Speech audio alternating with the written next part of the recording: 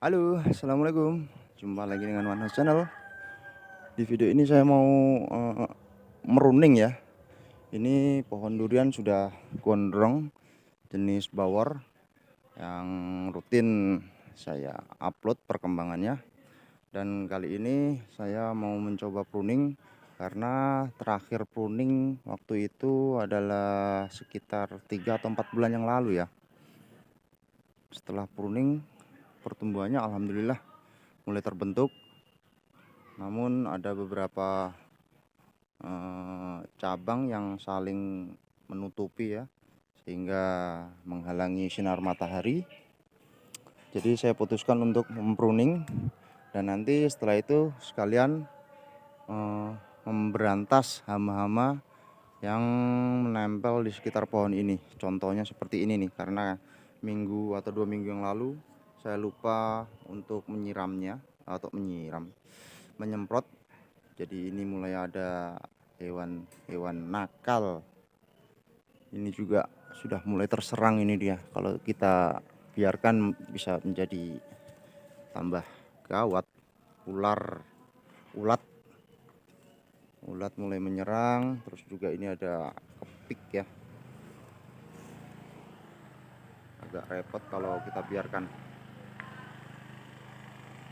Jadi sebelum saya melakukan penyemprotan, saya juga akan melakukan pemruningan atau pemangkasan terlebih dahulu.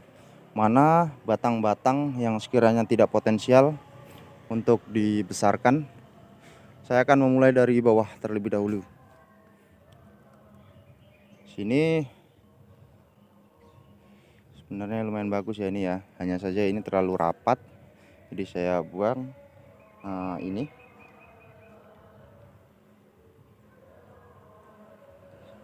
Karena bagi saya, bismillahirrahmanirrahim. Karena bagi saya pemruningan atau pemangkasan batang atau pembentukan cabang di tahap awal, masa-masa vegetatif itu sangat penting ya. Ini ada 2 cabang, ambil salah satu saja, kita besarkan salah satu seperti ini. Buang. Ini buang batang-batang yang tidak potensial, batang-batang yang hanya mengganggu, atau bukan mengganggu sebenarnya sih, semuanya tetap pasti ada manfaatnya ya, karena daun itu adalah tempat tanaman untuk berfotosintesis. Tapi jika kita tidak melakukan pengendalian terhadap cabang ini, nanti dia akan terubus seenaknya. Jadi kita perlu melakukan pemangkasan agar nanti keluar bunga, keluar buah di batang yang bisa kita inginkan. Dan kebanyakan batang-batang yang yang bisa mengeluarkan bunga itu hanya di sekitar sini. Jadi saya akan fokus untuk memangkas di sekitar pangkal dari batang-batang ini. Seperti ini, terlalu berdekatan ya. Ini terlalu berdekatan nih, buang saja.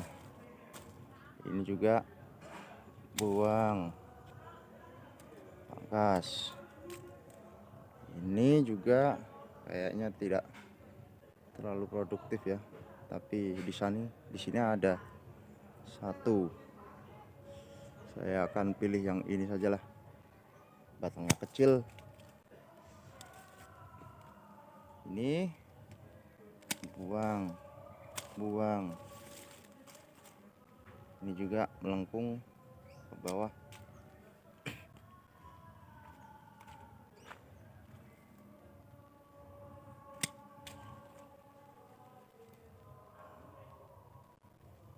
Ini sebenarnya kurang bagus ya batangnya begini, tapi saya akan lihat perkembangannya terlebih dahulu.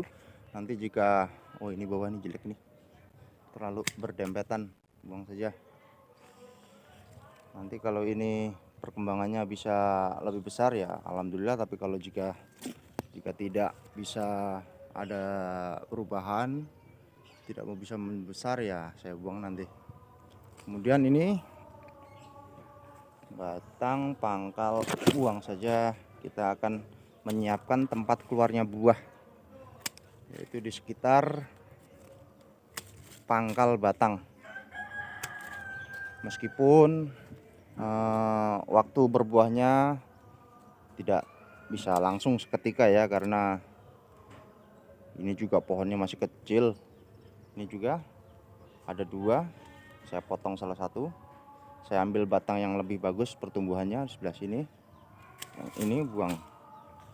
Kemudian dibersihkan batang-batang cabang-cabang kecilnya.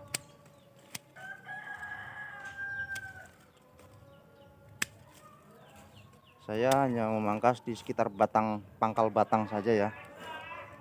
Untuk pembentukan batang ini nanti setelah pemangkasan, saya akan lihat cabang-cabang yang perlu di ini juga nih.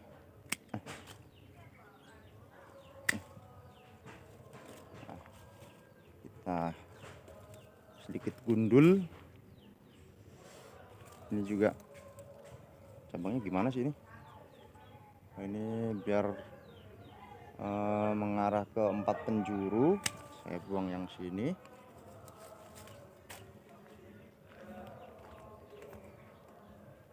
Ya. Nah, ini batang kecil. Sejak dini kita siapkan batang-batang yang potensial untuk mengeluarkan buah, karena nutrisi yang terserap agar bisa lebih fokus di batang-batang yang kita inginkan. Ini atasnya tuh sudah lumayan tinggi loh. Ini kalau 2 meter lebih ini. Padahal baru berumur sekitar 1 tahun. Mengingat waktu itu saya mendapatkan bibit sangat kecil ya. Ini bibit awal waktu itu sangat kecil, jadi wajar jika pertumbuhannya tidak seperti durian sebelah sana, duri hitam. Duri hitam sebelah sana itu nanti juga akan saya lakukan pemangkasan. Setelah itu mungkin jika memang diperlukan, nanti saya akan melakukan penarikan batang dengan tali rafia agar posisi batangnya itu seperti ini, miring seperti ini ya, mendatar. Usahakan pohon durian tuh mendatar. Ini saya rasa sudah cukup, sudah terbentuk, terlihat. Nanti nutrisi akan fokus kepada batang-batang yang masih tersisa ini.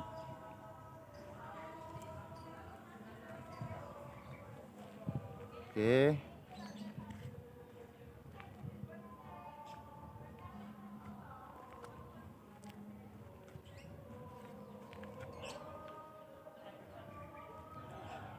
Ini penampakan dari jauh. Udah lumayan tinggi ya. Oke, selanjutnya ini dia pohon mangga, kok mangga, durian duri hitam. Duri hitam ini pertumbuhannya tuh memang agak sangat cepat, tapi bentuk dari batangnya itu tidak terarah ya, tidak teratur, acak-acakan seperti ini. Jadi saya akan membuang saja beberapa bagian seperti ini.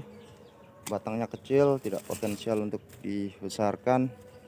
Ini juga terlalu ke bawah ya, seperti ini, menutupi batang bawah ini. Tapi ya nanti dilihatlah pertumbuhan dari batang ini. Kalau terlalu bawah ya dibuang juga. Ini saja sebelumnya, buang saja yang ada di sini. Saya hanya fokus satu batang ke sana. Dan ini juga posisinya seperti ini ya. Ini kenapa masih saya berikan tiang penyangga, karena saya rasa masih belum cukup kuat jika penyangganya saya copot. Sejak awal memang agak sedikit bengkok ya pohonnya. Jadi sebisa mungkin pohon durian yang kita tanam itu sebisa mungkin kita buat tegak lurus batang utamanya. terserah mau bagaimana caranya, harus tegak lurus, karena kalau bengkok-bengkok nanti nggak bagus lah untuk pertumbuhannya.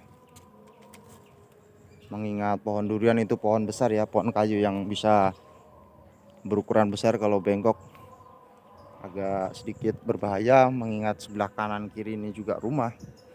Jadi saya usahakan agar tetap tegak lurus. Dan ini di pangkal-pangkal batang saya pruning, dan cabang-cabang kecil juga yang tidak sudah kering ini, yang tidak segar lagi, pangkas saja untuk mengurangi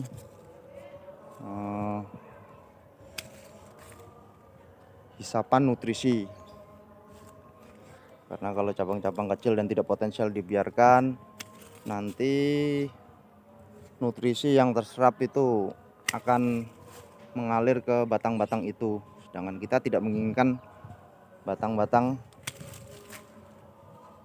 yang tidak potensial atau sekiranya tidak bisa jadi tempat pembuahan. Oke, sebelah sana juga atas namanya saya butuh kursi atau apa nih. Kalau ada tangga, pakai tangga teman, tapi tangganya tidak ada. Jadi sebentar saya ambil kursi terlebih dahulu.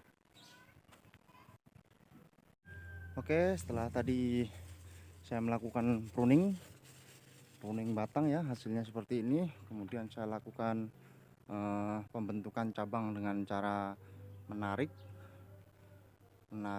menggunakan tali. Kemudian saya ikat di sekitar pohon agar percabangannya itu mendatar ya, horizontal, tidak menjulai ke atas, tidak menjulang ke atas. Ini saya biarkan hanya ada satu batang tunggal yang menjulang ke atas. Saya jadikan sebagai batang utama yang dulu pernah saya pangkas ujungnya di sini. Kemudian salah satu tunasnya menjadi pengganti dari batang tunggal yang ke atas. Kemudian yang ini tadi dia menjulang ke atas juga, takutnya nanti malah menjadi ganda atau V seperti ini.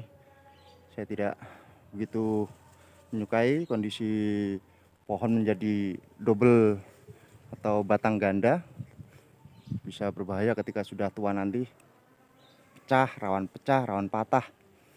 Kemudian di ujung sana, di ujung sebelah sana saya pangkas lagi ujungnya. Sekitar 1 jengkal dari ujung mata tunas saya pangkas, terlihat ya, itu dengan tujuan agar nutrisi yang naik diserap dari perakaran, kemudian dia naik. Biasanya yang diutamakan tuh ujung dari mata tunas yang sedang tumbuh ya. Karena ujung mata tunasnya itu saya pangkas, otomatis setelah sampai atas dia kembali lagi menuju ke batang bawah untuk pembesaran batang bawah atau batang-batang sekundernya ya. Kemudian yang ini juga sama, hanya saja ini hanya ada satu tadi yang saya tarik, karena percabangan ini tadi itu agak seperti V di sini posisinya, naik ke atas sana. Jadi saya tarik sini, saya jadikan sebagai batang sekunder yang mendatar atau horizontal, dengan satu batang tunggal menjulang ke atas sana. Perlakuan sama, ujung dari mata tunas saya pangkas seperti pohon durian bawor tadi. Oke, karena ini bersinggungan dengan pohon jeruk, ada kemungkinan nanti pohon jeruk ini akan saya eksekusi ya. Saya kurangi percabangannya, saya lebih fokus ke pohon durian saja. Oke, ini dia batang bawah. Untuk sisa dari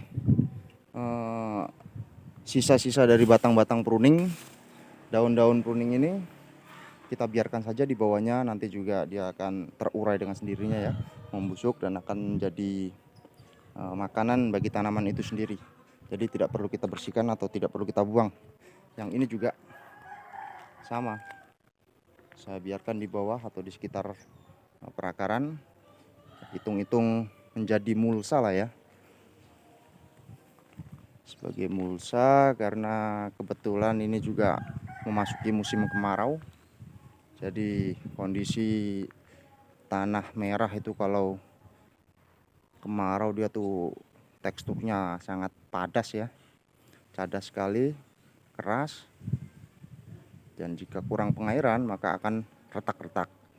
Ya, untuk menjaga hal-hal seperti kekeringan atau dehidrasi, kekeringan atau kekurangan air, jadi saya sedikit menutupinya dengan mulsa.